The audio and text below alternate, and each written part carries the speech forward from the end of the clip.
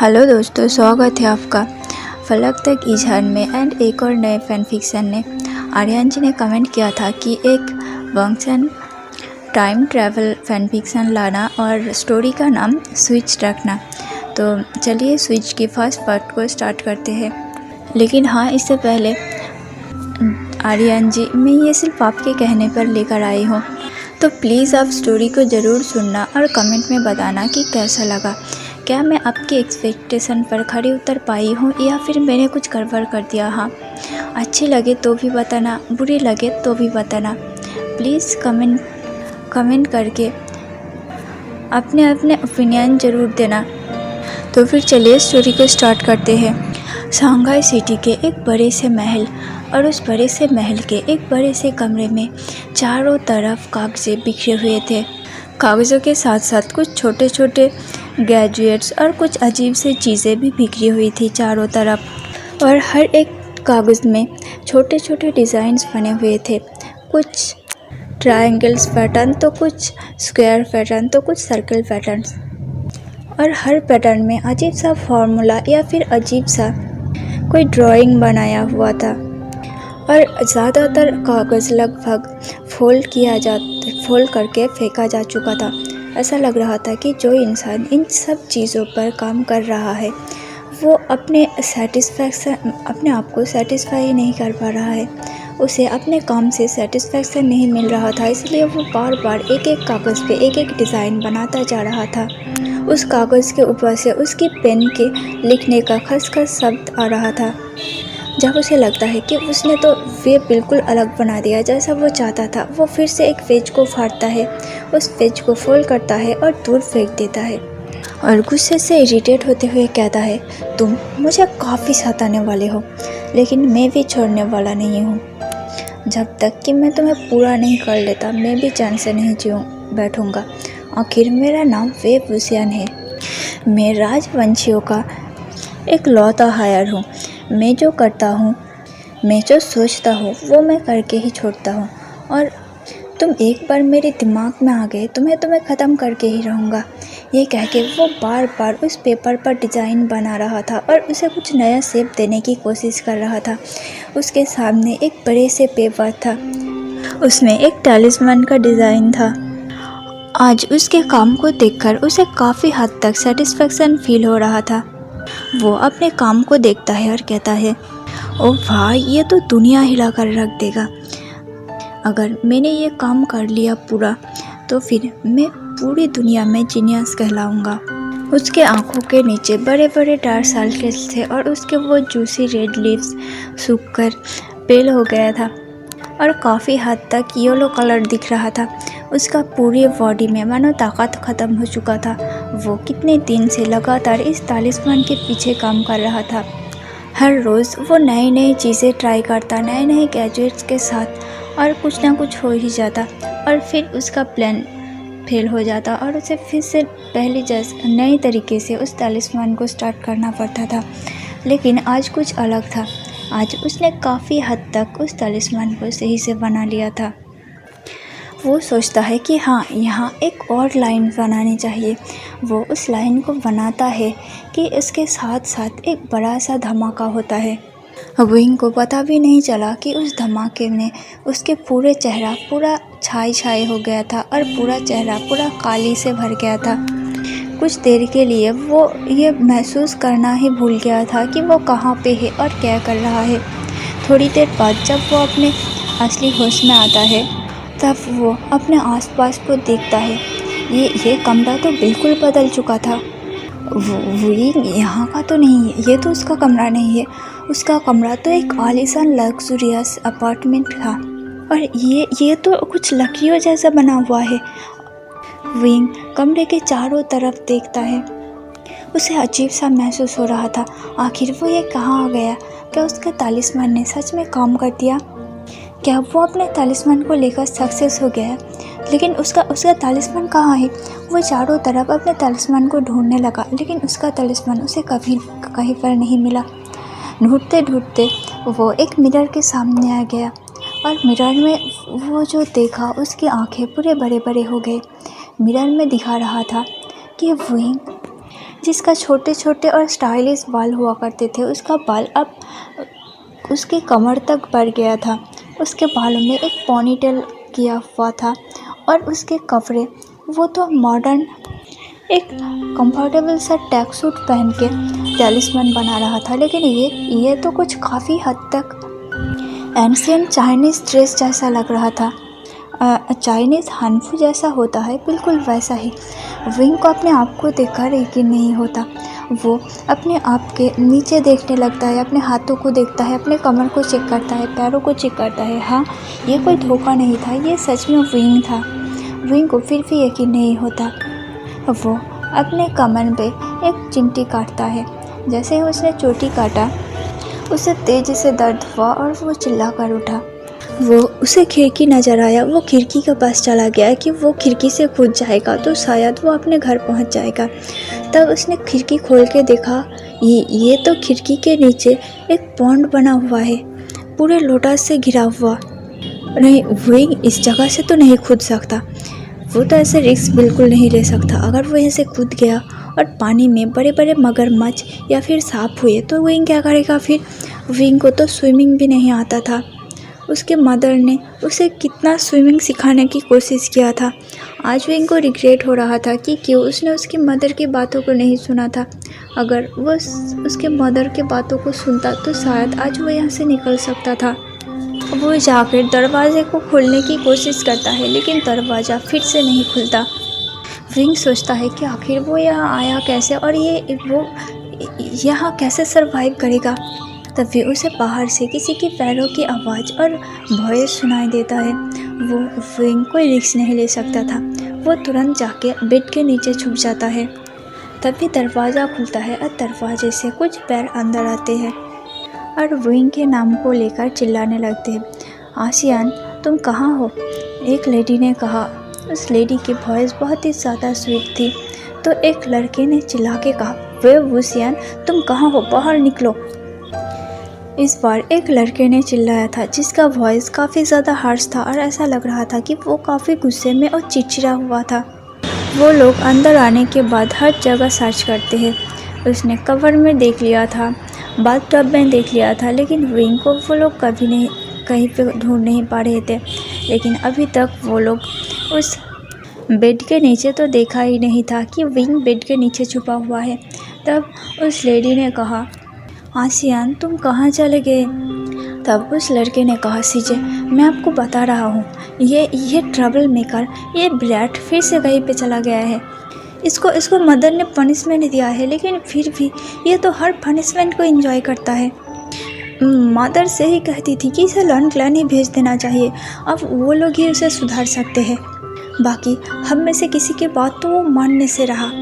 Wing जितना कुछ इन दोनों की बातों से समझ पाया था कि वो बहुत ही नटखट लड़का है। पता नहीं वो किसकी बॉडी में आया है, लेकिन जिसकी बॉडी में आया है या फिर जिसके कमरे में आया है, वो एक लड़का है और बहुत ही नटखट है। तब उस लेडी ने कहा, आचरण, ऐसा मत कहो, वो हमारा भाई है। तुम जानते हो ना वो कितना शरारती है। वो लैंडलैंड में जाकर बिल्कुल सरवाइव नहीं कर पाएगा।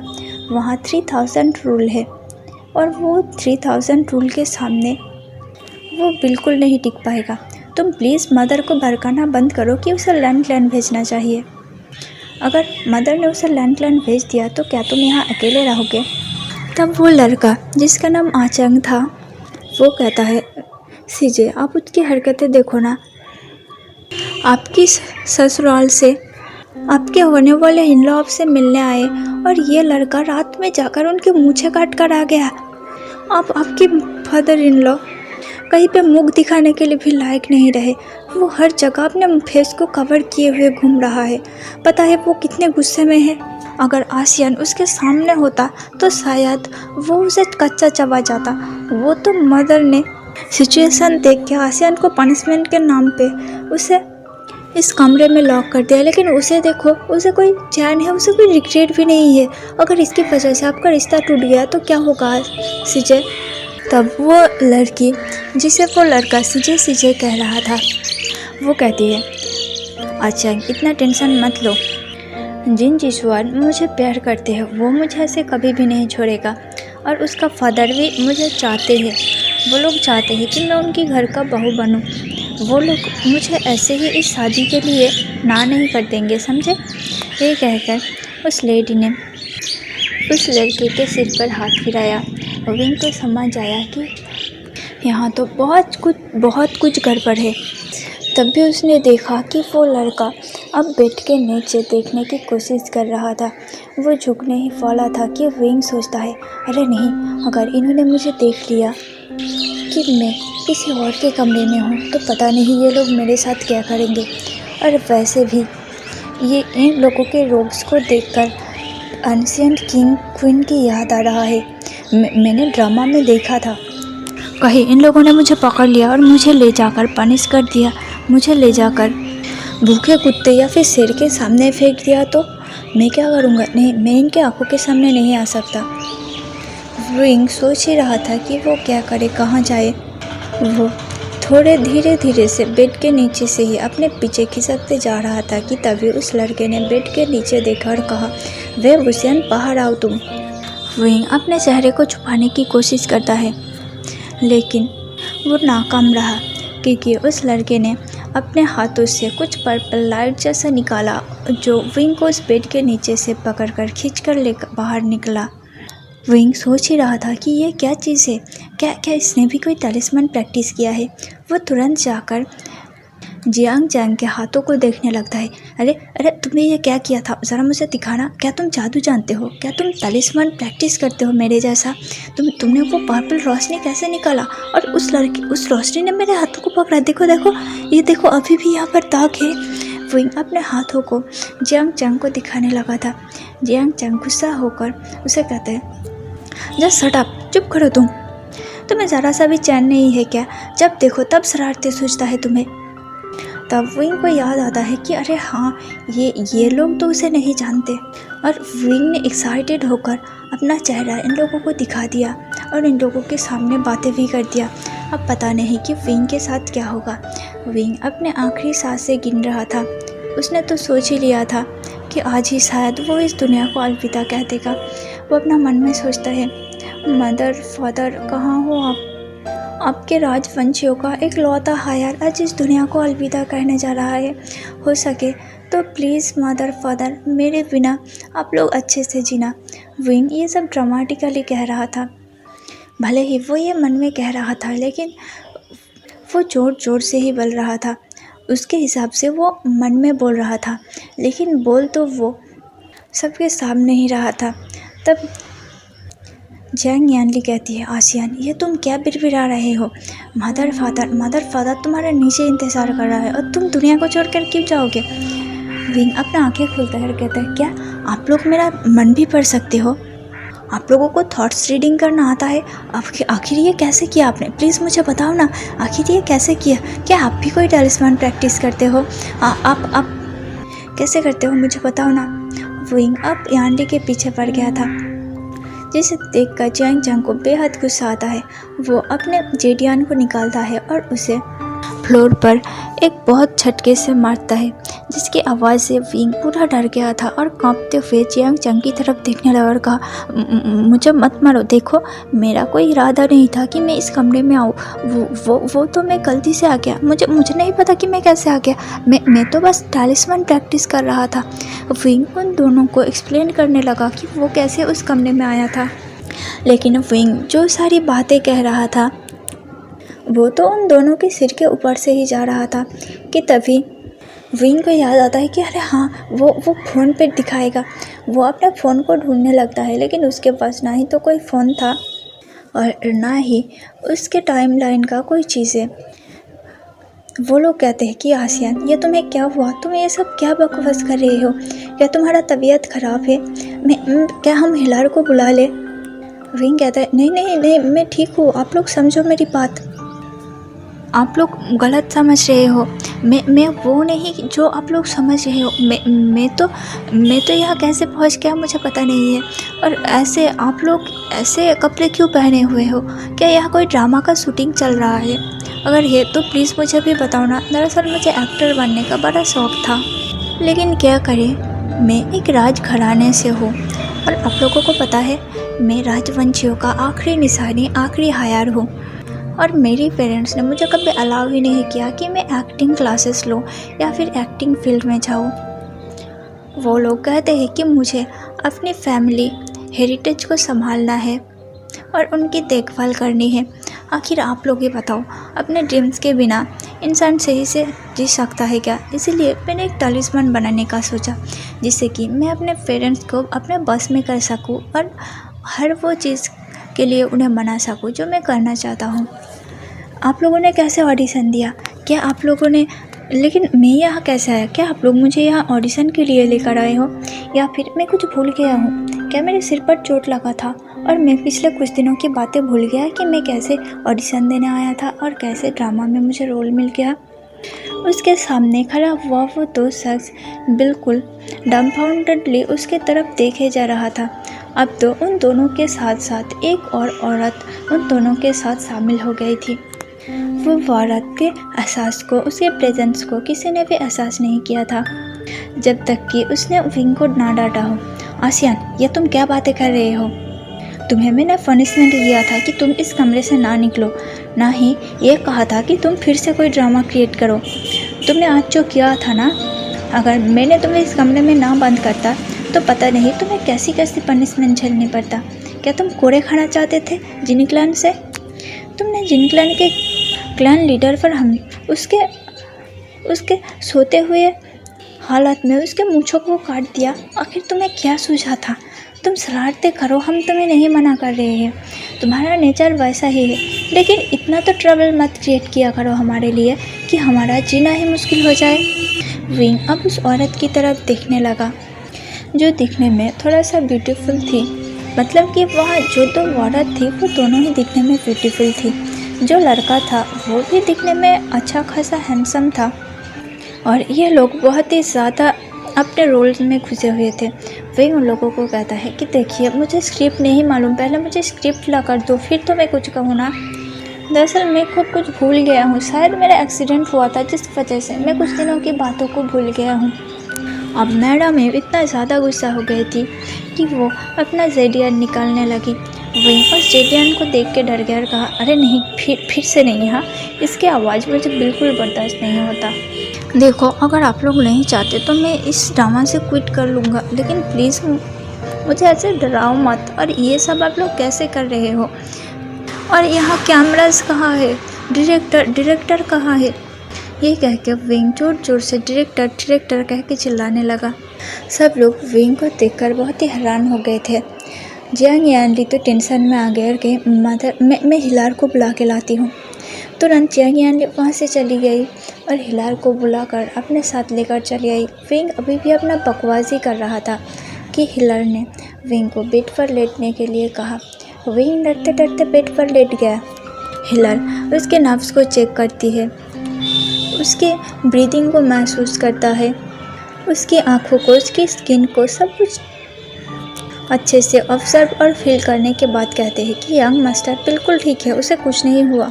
विंग को समझ ही नहीं आ रहा था कि आखिर ये लोग कौन सा ड्रामा प्ले कर रहे हैं जिसमें कि विंग को अपने कैरेक्टर का नाम और कैरेक्टर का डायलॉग ही नहीं पता। हिलान ने कहा, देखिए, मुझे समझ में नहीं आ रहा कि ये ऐसी बेहुदा बातें कैसे कर रहे हैं, लेकिन शायद इन्हें भूख लगा है जिस वजह से इसका दिमागी संतुलन थोड़ा सा बिगड़ गया है। अभी के लिए इसके लिए थोड़ा सा खाने का इंतज़ाम कर दिया आप लोग। विंग गुस्से से उस हिलर की तरफ देख रहा था जो उसे बेहुदा कह रहा था और उसे ये कह रहा था कि उसकी दिमागी संतुलन ठीक नहीं है। विंग ने ऐसा कहने की हिम्मत किसी को नहीं दिया। आखिर विंग एक राजघराने से है और राजवंशियों का आखिरी हायर है। विंग को सब लोग कितने ज़्यादा रिस्पेक्ट देते हैं। विंग से ऐसे बातें कभी किसी ने नहीं किया और इस हिलर की इतनी हिम्मत कि ये विंग को उल्टा सीधा बता रहा है। लेकिन फ़िलहाल के लिए विंग अपने गुस्से को पी जाता है और चुपचाप रहता है। उसे समझ में नहीं आ रहा था कि ये सब क्या हो रहा है कि तभी कुछ सर्वेंट्स और कुछ उनमें से कुछ मेड्स और कुछ गार्ड्स थे जो कि प्लेट में बहुत सारे खाना सजाकर विंग के कमरे में आ गए। विंग के बेड के ऊपर एक छोटा सा टेबल रख दिया और उस टेबल के ऊपर तरह तरह की खाने रख दिया। वहाँ बहुत सारे एंशिएंट डिश थे। विंग को पता था कि ये सब एंशिएंट टाइम में बनाया जाता था, क्योंकि उसने ड्रामा में जो देखा था वहाँ लोटस और लोटस रूट से कुछ बनाया गया था। विंग को ये काफ़ी इंटरेस्टिंग लगता है। वो जब खाना खाता है तो उसे वो खाना काफ़ी अच्छा लगता है। वो पूछता है, ये लोग आप लोगों ने कैसे बनाया? ये तो काफ़ी टेस्टी है। मैंने ड्रामा में देखा था, लेकिन उन सब ड्रामा में तो ये नकली फूड इस्तेमाल किया जाता है ना, लेकिन ये तो ओरिजिनल है। क्या ऐसी भी चीज़ होती है? और आप लोगों ने शायद आप लोग मास्टर शेफ से ये सब बनाया होगा ना। विंग वहाँ बकवास कर रहा था और सब चुपचाप बैठ के विंग को देख रहा था, लेकिन उसके बातों का कोई जवाब नहीं दे रहा था। जब भी विंग वहाँ से उठ के जाने की कोशिश करता है, वो कहता है, देखिए मैंने खाना खा लिया, मैंने आराम कर लिया, मुझे लगता है कि मुझे अब जाना चाहिए। मैं पहले अपना रोल और अपना डायलॉग पता कर लूँ, फिर आऊँगा। हाँ, ये कह के वो उठ के अपने मसल को थोड़ा सा स्ट्रेच करता है। उसी रोप के साथ थोड़ा सा अपने बॉडी को स्ट्रेच करता है, थोड़ा सा लाइट वर्कआउट करता है। जैसे कि हमने देखा था द अनटेम्ड में, जब वेन चाओ उन लोगों से वेन क्लैन का रूल्स पूछ रहे थे, तब विंग ने जैसे हरकत किया था ना, बिल्कुल वैसे ही। और फिर विंग दरवाजे की तरफ जाने लगता है। तभी साथ ही साथ उसे दो गार्ड्स पकड़ लेते हैं और कहते हैं, यंग मास्टर आप यहाँ से नहीं जा सकते। विंग कहता है, अरे क्यों नहीं जा सकता? क्या तुम लोग अब मेरे आने जाने पर भी रोक लगाओगे? देखो, ऐसे रोक टोक बिल्कुल नहीं चलेगा। और हाँ, मैं एक राजवंशी हूँ, तो मेरे बॉडी के ऊपर मुझे कोई टच नहीं चाहिए। तुम लोग मुझे बिल्कुल टच नहीं कर सकते। दूर हटाओ, अपनी हाथों को दूर हटाओ। ये कह के वो अपने हाथों से उन गार्ड्स की तरफ इशारा करते हैं। वो गार्ड्स तुरंत उसके हाथों को छोड़ देते हैं। सभी लोग बिल्कुल हैरानी से विंग की तरफ देख रहे थे कि क्या हुआ। अभी तो कुछ घंटे पहले ही वो ठीक था और कुछ घंटे बाद ही वो ऐसा हो गया। मैडम ये सोच रही थी कि कहीं उसने विंग को पनिशमेंट देकर कुछ गलती तो नहीं कर दिया ना। लेकिन विंग अब इरिटेट होने लगा था। देखिए, आप लोग मेरे साथ ऐसी हरकतें बिल्कुल नहीं कर सकते। मैं पोलाइटली आप लोगों को बोल रहा हूँ, इसका मतलब ये नहीं कि आप लोग मुझे हल्के में लेंगे। आप लोगों को पता नहीं कि मेरी पावर कितनी है। अगर मैंने एक कॉल कर दिया ना, तो आप लोगों का ये ड्रामे का शूटिंग हमेशा के लिए बंद हो जाएगी। फिर आप लोगों का इनकम ऑफ सोर्स कहाँ से आएगा? सोर्स ऑफ इनकम कहाँ से आएगा आप लोगों का, अगर आप लोगों से आपका रोजी रोटी ही छीन लिया जाए तो? सो प्लीज़ मुझसे दूर रहिए। और हाँ, मेरी मैटर में दखलंदाजी मत कीजिए, मुझे यहाँ से चुपचाप जाने दीजिए। तब जियांग यानली तुरंत विंग के पास चली जाती है, उसके गालों में हाथ फिराती है और कहती है, आसियान तुम्हें क्या हुआ भाई? तुम ऐसे क्यों बिहेव कर रहे हो? क्या तुम हमें पहचान नहीं पा रहे हो? क्या तुम्हारे सर पर चोट लगा है? विंग कहते हैं, हाँ वही तो मैं कह रहा हूँ कि मेरी सर पे चोट लगा है, जिसकी वजह से मैं पिछले कुछ दिन की बातें भूल गया हूँ। अब सभी लोग विंग के बातों को सीरियसली लेने लगे। सभी को लगा कि विंग को शायद सच में चोट लगा है, क्योंकि वो हमेशा बंदरों की तरफ उछल कूद करता जो रहता है। शायद इसी उछल कूद में उसे कहीं पे चोट लग गया हो, और जिसकी वजह से वो अपने मेमोरी को खो बैठा हो और ऐसी हरकतें कर रहा है। सभी लोग अब विंग को बिठाता है और उसे समझाने लगता है कि ये यूनबक जियांग सेक्ट है। वो लोग अभी यूनबक जियांग सेक्ट के लोटस स्फीयर में है। ये विंग का मदर है, ये विंग का सीजे है, जियांग यानली। ये विंग से 2 साल छोटा विंग का छोटा भाई है, जियांग चंग। और ये सब सर्वेंट्स है, ये विंग का रूम है। सभी लोग विंग को वगैरह सब कुछ समझा देते हैं अच्छी तरह से। अब विंग बिल्कुल हैरानी से सबकी तरफ देख रहा था। क्या वो किसी ड्रामा की शूटिंग में नहीं है? हाँ, शायद ऐसा ही होगा, क्योंकि किसी के पास कैमरा भी तो नहीं था। विंग तब पूछता है कि क्या आप लोग मुझे बता सकते हैं कि ये कौन सा समय चल रहा है? ये कौन सा ईयर है? वो लोग कहते हैं, समय ये तो अभी। वो लोग विंग को बताते हैं कि ये टाइम पीरियड क्या होता है और ये ईयर क्या होता है। विंग कहता है, अरे आप लोग ईयर के बारे में नहीं जानते, ये मतलब कि आप लोग कौन से समय के हो? तब वो लोग कहते हैं कि हम लोग कल्टीवेटर से, और हम कल्टीवेटर्स के इलाके हैं। विंग कहता है, कल्टीवेटर्स? इसका मतलब मैंने कुछ मतलब मैंने कुछ नॉवेल्स में पढ़ा है कि कल्टीवेटर्स होते हैं। क्या आप लोग सच में कल्टीवेटर्स हो? क्या आप लोग उड़ सकते हो? ये कह के वो उन लोगों को उड़ के दिखाने के लिए कहता है। तब वो लोग थोड़ा सा अपने एनर्जी को इस्तेमाल करते हैं और उड़ के विंग को दिखाता है। विंग बहुत ज़्यादा खुश हो गया था और कहता है, आप लोगों के बारे में मुझे कुछ बताओ ना। सब लोग उसे बताते हैं कि ये यूनबाक जियांग सेक्ट है और वो लोग यूनबाक जियांग सेक्ट के लोटस स्फीयर में रहते हैं। जियांग सेक्ट के अलावा कई सारे सेक्ट है यहाँ पे जो इस कल्टीवेशन वर्ल्ड पर राज करता है। उनमें से एक है गुसु लैंड सेक्ट, चिंगेनी सेक्ट और लैनलिंग जिन सेक्ट और वेंड सेक्ट भी है। वो लोग उन सारे सेक्ट के बारे में विंग को डिटेल्स में बताने लगते हैं और आखिर में विंग को बताते हैं कि लैनलिंग जिन सेक्ट के होने वाले राजकुमार जिन जुसान के साथ उसके सीजे यानली का शादी तय हुआ है और उस शादी के सिलसिले में ही यानली के फादर इन लॉ यहाँ पे आया था और वो यहाँ रात गुजारने वाला था। लेकिन विंग ने तो कांड ही कर दिया। जब वो रात के टाइम में सो रहा था तब विंग जाकर उसके मूंछें काट कर आ गया। वो तो उसके एक गार्ड्स ने देख लिया था, वरना तो किसी को पता भी नहीं चलता। और अब यानली के होने वाले फादर इन लॉ जिन गोंगाई बेहद गुस्से में हो। वो किसी को अपना मुंह भी दिखाने के लायक नहीं है। विंग जिस बात से हंस देता है और कहता है, जिसने भी किया अच्छा किया। वैसे भी आप लोगों ने ही बताया ना कि वो हमेशा अपना पैसों का रौब झड़ता है, तो फिर शायद इसी वजह से किया होगा। जियांग चैंग कहता, बुद्धू ऐसा किसी ने नहीं किया, तुमने किया है ये सब। विंग कहता है, अच्छा ठीक है, अब मुझे बाकी की बातें बताओ ताकि मुझे यहाँ के बारे में सब कुछ पता चले। वो लोग कल्टीवेटर है, उन लोगों के पास गोल्डन कोड है जिससे कि वो लोग कल्टीवेशन करते हैं। उन लोगों के पास यिंग और यांग की ची एनर्जी का मिश्रण है जो कि वाइट एनर्जी है और ब्लैक एनर्जी भी है और ची एनर्जी इन दोनों के बीच में बैलेंस बनाए रखता है। वो लोग अपने गोल्डन कोर को इस्तेमाल करने के गोल्डन कोर को पावरफुल बनाने के लिए, उसे एक्टिव रखने के लिए तरह तरह की वर्कआउट करते हैं, जैसे कि तलवारबाजी, तीरंदाजी, फिज़िकल एक्सरसाइज हो या फिर सब कुछ जो कि एक बॉडी को स्ट्रॉन्ग बनाने के लिए ज़रूरत है। और इस कल्टीवेशन वर्ल्ड में डेमोनिक कल्टीवेशन करना बिल्कुल मना है। डेमोनिक कल्टीवेशन एक फॉरबिडन कल्टीवेशन है जिसमें कि डार्क एनर्जी और फॉरबिडन एनर्जी का यूज़ किया जाता है। अगर कोई इंसान इस डेमोनिक कल्टीवेशन को करता है तो उसे इस कल्टीवेशन वर्ल्ड से बेदखल किया जाता है।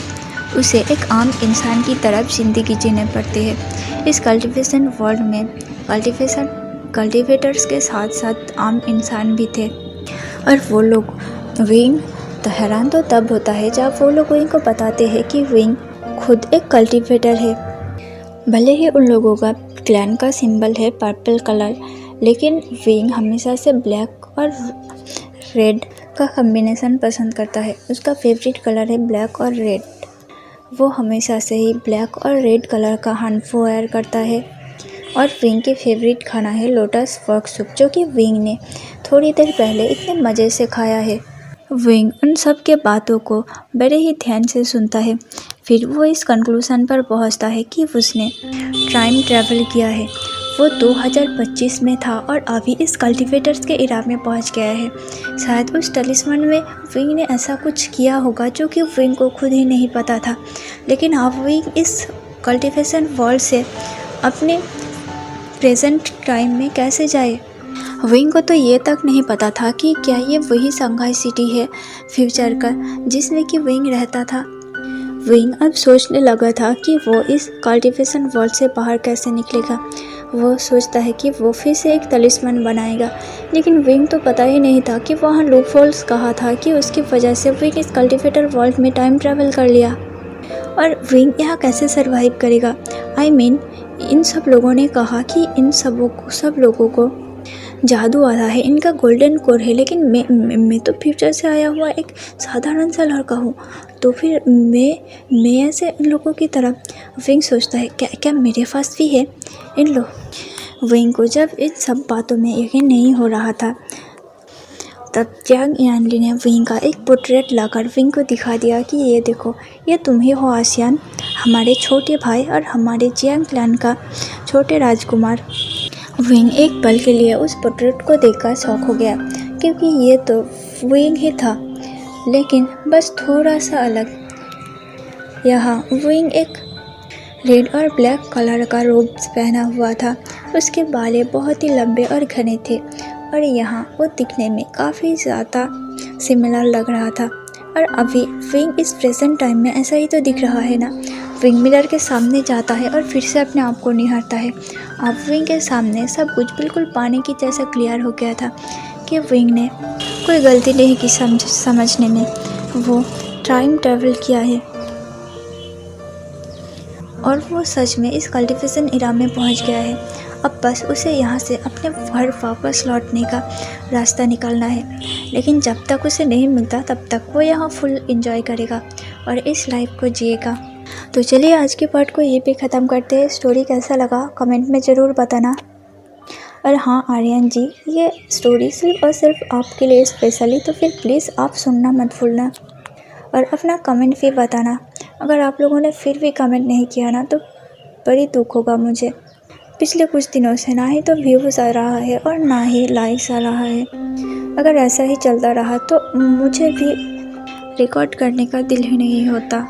आप लोग लाइक करोगे, कमेंट करोगे, मैं आप लोगों के थॉट्स को जान सकूँगी और उसी हिसाब से स्टोरी को एक्सप्लेन करूँगी ना। अगर आप लोग ही चुपचाप रहोगे और सुन के निकल जाओगे तो फिर मेरा शेयर करने का फ़ायदा ही क्या होगा। मुझे तो एक रिव्यू भी नहीं मिल रहा है कि मैं अच्छा काम कर रही हूँ या नहीं। बाकी जो कोई भी मेरी स्टोरी को फिर भी सुनता है, लाइक करता है और कमेंट करता है, जैसे कि मेरी प्यारी सी सिस्टर उषा कुमारी, आप लोगों के लिए मेरा कमेंट सेक्शन हमेशा के लिए ऑन है। आप लोग जब चाहे आकर अपना ओपिनियन बता सकते हैं और मैं आप लोगों का ओपिनियन का बेसब्री से इंतज़ार करती रहती हूँ। जब भी कोई कुछ कमेंट करता है मैं तुरंत उसका रिप्लाई दे देती हूँ। तो फिर प्लीज़ अपना एक प्रीशियस ओपिनियन देना मत भूलना। मिलते हैं नेक्स्ट पार्ट में, तब तक के लिए बाय बाय।